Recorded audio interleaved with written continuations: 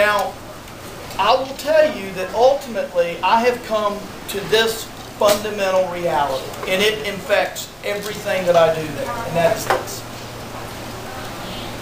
Until you get a different Senate and President, almost nothing that you want done is going to happen. Now, I know there's an extreme view that you should just shut down everything. I can tell you, if we do that, you will have Speaker Pelosi back.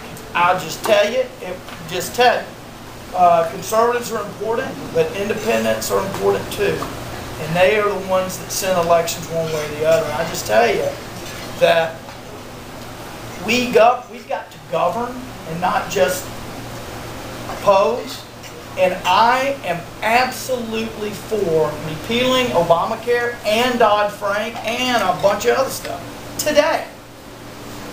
But what I tell folks is this book, Constitution, everybody loves to talk about, it's a lot different than the way the British run their show. In Britain, if you win an election like we did in November, you control everything. And whatever the Prime Minister wants, his majority will rubber stamp it. Period. It's not what we've got. I know compromise is a dirty word, but the founders said, we're not going to give the House a lot of power. We're going to give you a part of it. We're going to give the President a part of it. We're going to give the Senate a part of it. Unless you all agree, nothing happens. That's what they did. I didn't do that. They did it. And they did it because they didn't trust government. They wanted to make it hard to do stuff. Well, here's what happened. You had a Democrat White House, liberal, let's just say that this way, a liberal White House, a liberal Senate, and a liberal House. That means they all were going in the same direction. And what did we get? Dodd-Frank, health care bill, more regulations, you name it. Well, then what did we do in November? We elected a break, is really what we did, a break. Enough to slow things down or stop things, but not enough to redo everything. And that's the fundamental reality that we find ourselves in. Let me ask you this. How many votes do you think I've cast already in Washington? Any guesses?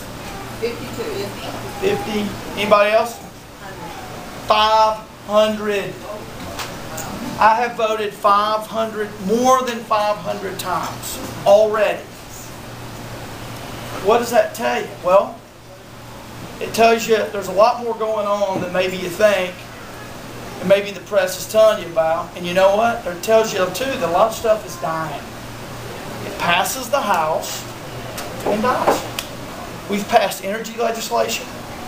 We've passed a budget, Paul Ryan-based budget. We have done regulatory stuff, patent, I mean, you name it. We have passed all kinds of stuff. And very few of it ever sees the light of day. So getting back to your question, if I could push a magic button, I'd repeal Obamacare yesterday. But I can't. And I'll just tell you, the reality is that elections have consequences. And we elected this guy president. I didn't vote for him, but some people did. And as a result, if he's in the White House, you are not going to see fundamental change in this country. It's not going to happen. Now, I hear all the arguments. Well, don't do this, don't do that. I'm telling you, if you want to see the American people throw us out just as quickly as we got there, continue, I'll just tell you, shut down the government. Yeah, I know that's a lot of people's answer. Shut down the government. I'm just telling you, that is a short-sighted approach to a long, long war. And look, we all came in guns a-blazing. And what we quickly found out, all we had to do is read the Constitution, but what we quickly found out is that what's in the Constitution is actually how it works. We can't make, particularly in a Senate where you got to have 60 votes, we can't make them do anything. And there is no one on earth more frustrated than I am.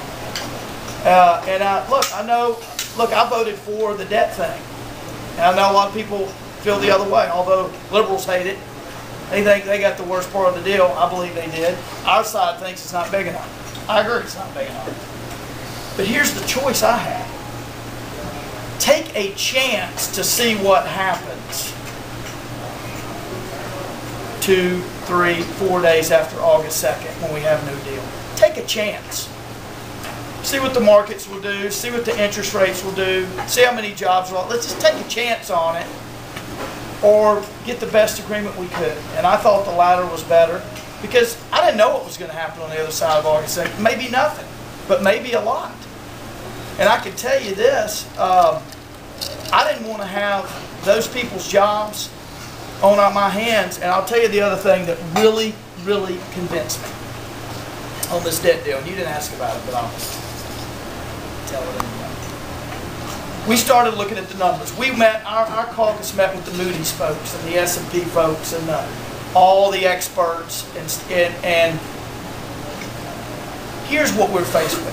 You might get downgraded if you cut a deal. You definitely get downgraded if you don't. And everybody would say to me, well, we're going to get downgraded either way. No, 2 of the 3 have already come out and kept us the same. We're still waiting on Fitch, I think. Why is that relevant? Because we pay $200 billion a year in interest on the debt at almost 0 interest rate. If you barely raise our interest rate, every savings we've dreamed of in our house budget, which you're never going to pass, and everything else is erased. It's erased like that by a mere raising of an interest rate. And so I considered all that, and Alan West, a Tea Party favorite, he voted for it. The majority of the Tea Party caucus voted for it. Not because they're people are calling me a traitor, they're calling me, everything but Satan.